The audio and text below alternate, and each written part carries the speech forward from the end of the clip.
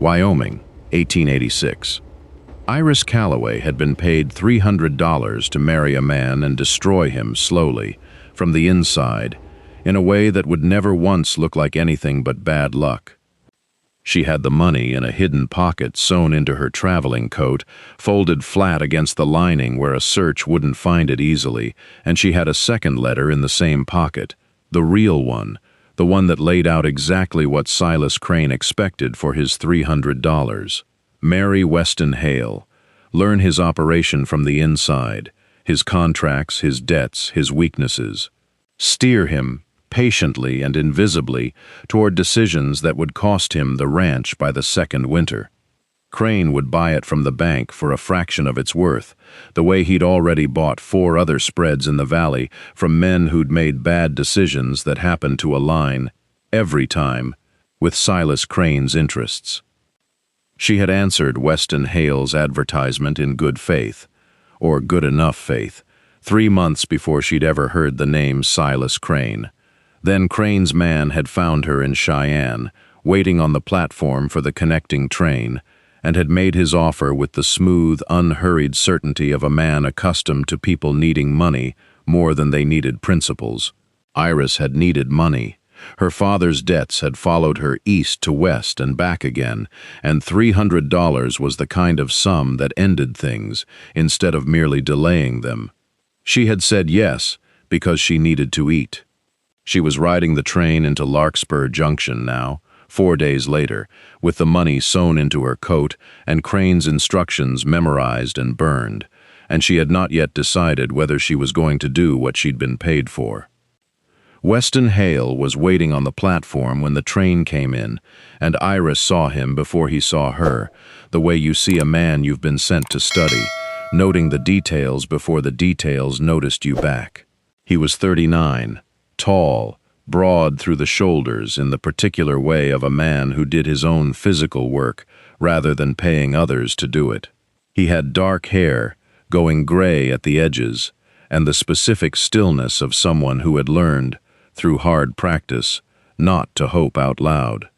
His ranch, the Circle H, ran 4,000 acres of the best grazing land in the valley, which was precisely why Silas Crane wanted it, and precisely why Weston Hale, according to Crane's man, was 3 bad seasons and 1 bad marriage away from losing it.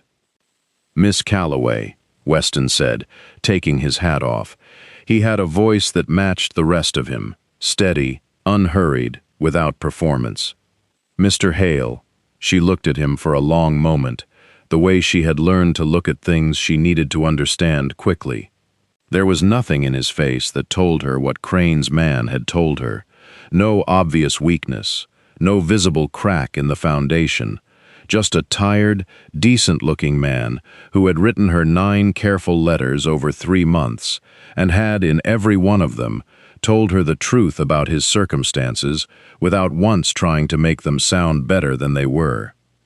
That was the thing that had started to unsettle her plan somewhere around the 3rd letter, though she hadn't admitted it to herself yet.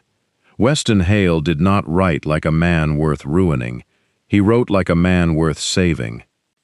They were married 2 days later by the circuit preacher, plainly, in the front room of the ranch house, with 2 of Weston's hands, standing witness, and an old yellow ranch dog named Duke, lying across the doorway, as though he had personally arranged the guest list. Iris wore a gray traveling dress because it was what she had, and she stood beside a man she had been paid to destroy, and said the words that bound her to him, and felt for the first time in the whole arrangement the specific, unfamiliar weight of a lie that had just become a great deal harder to carry.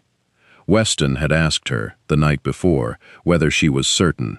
It was a strange question for a man to ask a woman he had corresponded with for 3 months and married on schedule regardless, but there had been something careful in the way he asked it, watching her across the porch rail in the last of the evening light, that told her he had noticed something in her he couldn't yet name and wanted to give her the chance to walk away from before it was official. She had told him yes. She had believed it, mostly, in the way you believe a thing you have already decided you have no other choice but to believe. The Circle H, Iris discovered in her first week, was not the failing operation Crane's man had described.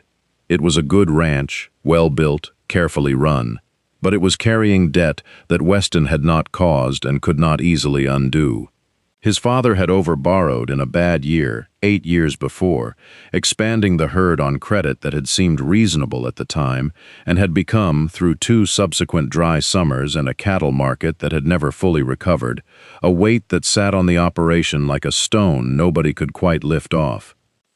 Weston had spent 8 years paying that debt down, patiently, the way he did everything, and he had gotten it to a manageable size, and then, the previous spring, the bank in Larkspur Junction had been bought out by new owners from Cheyenne, and the new terms on his note had gotten considerably less patient than the old ones. Iris understood, within 4 days of arriving, exactly how a man in Weston Hale's position could be pushed the rest of the way over. Not through anything dramatic, just through a series of small, reasonable-seeming decisions that each made sense on their own, and added up, over 2 years, to ruin. A bad contract signed in a hurry. A herd sold at the wrong moment.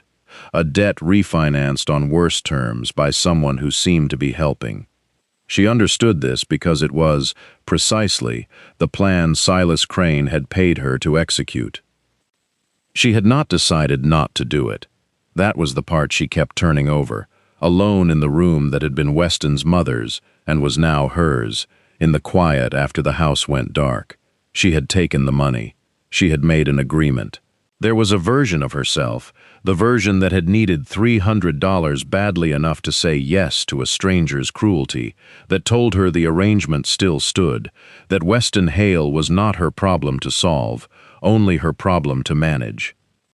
But she had also, in her first week at the Circle H, watched Weston get up before dawn and work until dark without complaint, watched him treat his hands with a fairness that made them loyal past what wages alone would buy, watched him sit at the kitchen table at night going over his ledgers with the particular grim patience of a man trying to solve a problem that did not have an easy solution, and watched him do all of this while also, without being asked, mending the hinge on her trunk that had come loose in transit, because he'd noticed it the first morning and hadn't said anything about it, just fixed it. That was the moment, if she was honest with herself later, that the arrangement with Silas Crane became something she was no longer entirely capable of completing. Before we go on, I want to stop for just a moment. From the United States to Australia, from Canada to the United Kingdom, from Ireland to New Zealand, wherever you are tonight, thank you for riding along. If Iris and Weston are keeping you good company, a like means more than you know. And tell me, what country are you listening from today? Drop it in the comments. Now let's get back, because Iris Calloway is about to make the decision that determines everything that follows, and it is not the decision Silas Crane paid $300 for. She made it on a Thursday, 3 weeks into the marriage, sitting across the kitchen table from Weston, while he went through his ledgers with the expression of a man doing arithmetic he already knew wasn't going to come out right. "You're carrying the note at 11%, she said. It was not a question. Weston looked up. "You've been reading my books." "I read everything," Iris said. "I have for most of my life. It's the one thing I'm actually good at." She turned the ledger toward herself and ran her finger down a column. 11% on a note this size, with the terms they've given you, is designed to fail. Not to be paid down, to fail, slowly, in a way that looks like your own bad luck. She looked up at him. "Someone wants this land, Weston, and they're patient about how they intend to get it." Weston was quiet for a long moment. "I've thought that myself," he said. "I couldn't prove it." "I can," Iris said. And then, because she had decided, sitting there at the kitchen table with the $300 still sewn into the coat hanging by the door, that she was not going to be the instrument of a plan she now understood in its entirety, she told him. All of it. Silas Crane's man on the platform in Cheyenne, the $300, The instructions, memorized and meant to be forgotten, to steer him gently toward ruin over 2 winters so that Crane could buy the Circle H out of foreclosure for a price that would insult a man's whole life's work.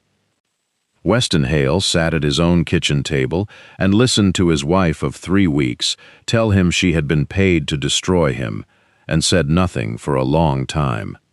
"Why are you telling me this?" he said finally. "You could have done it. I wouldn't have known until it was done." "I know," Iris said. "That's why I'm telling you, because I could have, and I'm choosing not to. And I need you to understand that choosing not to is worth something, even though the fact that I considered it at all means I've already given you every reason not to trust me." She met his eyes. "I won't ask you to forgive that quickly. I'm only asking you to let me try to fix what I understand better than anyone in this county: your books, your contracts, your exposure. Let me do that instead of what I was paid to do." Weston looked at her for a long time, the particular unhurried look of a man deciding something completely before he trusted it. "Duke," he said finally, to the dog lying by the stove, "what do you think?" Duke thumped his tail twice against the floor and did not otherwise move, which Weston appeared to find sufficient. "All right," he said to Iris. "Show me what you see."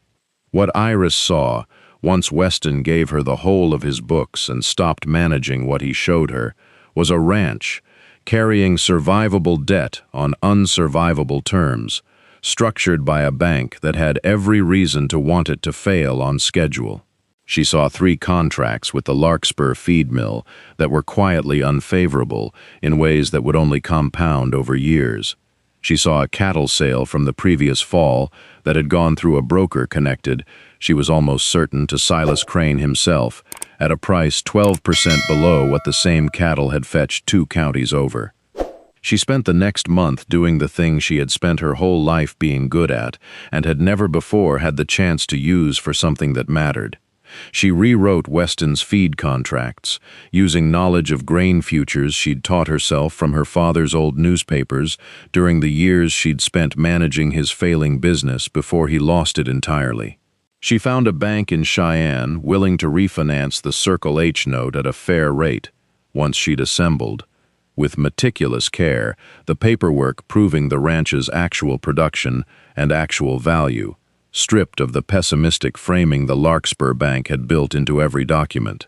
She identified, through careful cross-referencing of brokers and buyers across 3 counties, the exact pattern by which Silas Crane had acquired his last 4 ranches, and she began, quietly, to build a record of it. The town of Larkspur Junction noticed, the way small towns notice everything, that something had shifted at the Circle H. Weston Hale had been, for 2 years, a man visibly worn down by a slow siege he couldn't quite name. By the 2nd month of his marriage, he looked like a man who had found his footing again. Mrs. Odette Bellwether, who ran the millinery and considered herself informed on all matters of consequence in Larkspur Junction, said to anyone who would listen that the new Mrs. Hale had a remarkably sharp head for business, sharper, some said, than most of the men who ran the bank. This observation traveled, as observations in Larkspur Junction did, until it reached Silas Crane himself, who received it at his supper table with the particular stillness of a man recalculating. It reached the Circle H's own hands first, though, in the way things reach the people closest to them before they reach anyone else. Amos Teague, who had worked the ranch for 11 years and had watched Weston's father overborrow and had watched Weston spend a decade paying for it, found Iris in the barn one morning going over a stack of feed receipts with a pencil behind her ear and an expression of complete concentration. "You're doing sums out here now," Amos said, not quite a question. "The feed mill's been charging the Circle H a rate no other operation in this valley pays," Iris said, not looking up. "I want to know exactly how much, and for how long, before I go have a conversation about it." Amos considered this for a moment, the way a man considers something he has wanted done for years and never seen anyone actually do. Boss's father used to say the mill had him over a barrel and there wasn't much for it. Your boss's father, Iris said, was probably right, given what he had to work with. I have something he didn't. She held up the receipts. A reason to be angry that isn't tired yet. Amos laughed, short and real, and went back to his work, and told the story that evening to the other three hands over supper, embellishing it only slightly, and by the end of the week it was understood among the men who worked the Circle H that the new Mrs. Hale was not decoration and was not, whatever anyone in town wanted to speculate about her arrival, a woman to be underestimated. Iris took the feed receipts into Larkspur Junction the following Tuesday and sat across from the mill's owner, a heavy-set man named Dobbs, who had clearly expected to be dealing with Weston, and laid out 18 months of overcharges with the specific, unhurried patience of a woman who had done the arithmetic 3 times before walking in the door. Dobbs blustered for a while about market conditions and long-standing arrangements. Iris let him finish, and then asked him, plainly, whether he would prefer to renegotiate the contract or have her take the same figures to the 2 other mills in the county, who had been, she happened to know, actively courting the Circle H's business for years without success. The contract was renegotiated within the week, at terms that saved the ranch nearly what the note's old interest had been costing them, and Dobbs, to his credit, never spoke of the meeting with anything but a rueful respect that Weston found, when he eventually heard about it, considerably funnier than Iris did. Crane came to the Circle H in October, alone, riding up the drive on a good horse, with the unhurried confidence of a man who believed the situation still belonged to him. Iris was on the porch. Weston was out with the herd. Crane dismounted and looked at her with an expression that was almost, but not quite, a smile. "Mrs. Hale," he said, "I understand congratulations are in order." "Mr. Crane," Iris did not offer him a seat. "I understand you've been receiving reports about my husband's affairs." Something crossed Crane's face, brief and controlled. "I take an interest in this valley's business. It's a small county." "It's a small county," Iris agreed, "and I've been very thorough. I have a record, Mr. Crane, of every ranch you've acquired in the last 6 years, the brokers you used, the banks you leaned on, and the specific way each transaction unfolded in the months before the sale. I have $300 sewn into a coat with your man's handwriting on the letter that came with it." She let that settle. "I haven't decided yet what I intend to do with any of it." Crane's expression did not change much, but something in his posture did, the small recalibration of a man who has just discovered the ground under him is not where he left it. "That's a serious accusation for a woman who took my money." "I did take it," Iris said. "I'm not proud of that, but you should understand something about the woman you hired, Mr. Crane. I was raised by a man who lost everything to people exactly like you, and I spent my whole childhood watching him not understand, until it was too late, what was actually being done to him. I understand it perfectly. I've simply decided which side of it I'm standing on." She looked at him steadily. "You have one chance to leave the Circle H and this marriage alone, permanently, and I'll consider what I have, a private matter between former business acquaintances, rather than something for the county attorney in Cheyenne. That offer expires when you ride off this property." Crane looked at her for a long moment. Then he mounted his horse and rode away and did not come back, though it would be another year before Iris and Weston learned, from a rancher 2 counties over, who had also once received a visit from a woman claiming to want an honest correspondence, that Crane's particular arrangement had been more common than either of them had wanted to believe, and that the record Iris kept eventually found its way, through channels she never fully explained to Weston, into the hands of a state banking examiner in Cheyenne who took a considerable professional interest in it. Weston came home that evening to find Iris on the porch, and Duke greeted him with his usual enthusiasm, and Iris told him, plainly, what had happened. "You threatened him," Weston said. "It was not quite a question." I informed him of a set of facts and let him draw his own conclusions, Iris said, which is a more polite way of saying, I threatened him, yes. Weston sat down on the porch step beside her. He was quiet for a while, looking out at the herd moving in the gold evening light. You could have kept that record to yourself, kept it as insurance, used it whenever you needed leverage. I could have, Iris said. I've done enough calculating in my life to know how that kind of leverage works. She looked at him. I'm trying not to be the kind of person who keeps people at that kind of distance anymore, Weston. Crane's man found me because I was a woman who needed money badly enough to say yes to something I knew was wrong. I've spent the last 2 months trying to be someone who wouldn't say yes to that again. I'd like the record to reflect that I chose plainly when I had the chance, rather than kept my options open. Weston looked at her for a long moment, and something in his face, careful and slow to arrive the way everything about him was careful and slow to arrive, settled into something that had not been there since the wedding, not merely trust, but something warmer underneath the trust. I married a woman who was paid to ruin me, he said, and she rebuilt the whole operation instead. I married a man who found out his wife was lying to him from the start, Iris said, and instead of putting me on the next train, he asked what I saw in his ledgers. Duke liked you, Weston said. That mattered more than you'd think. I'm aware, Iris said, and for the first time since the platform at Larkspur Junction, she laughed, the real kind, and Weston laughed with her, and the porch held the two of them in the last of the October light, while the cattle moved through the gold grass below.